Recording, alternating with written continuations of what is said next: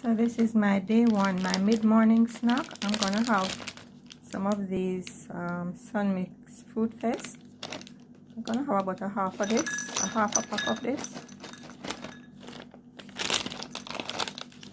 because I'm gonna mix it with some other. I'm gonna put some walnuts in there. Walnuts are good for you.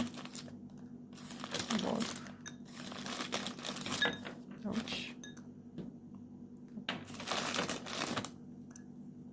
And I'm gonna add some pumpkin seeds. These are salted. I don't really like the salted one, but I didn't get the other regular unsalted. As you know, it's pumpkin seeds. These are pumpkin seeds, and pumpkin seeds are good for ridding the body of parasites. So I'm having some pumpkin seeds with my snack. So this is my mid-morning snack. This looks like a lot now.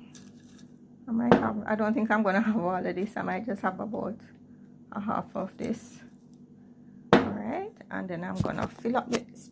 Sorry about that. I'm gonna fill up the spaces with some water. Alright. Sometimes I don't have a mid-morning snack, but I just feel a little hungry today. I only had one meal yesterday because I was on the road.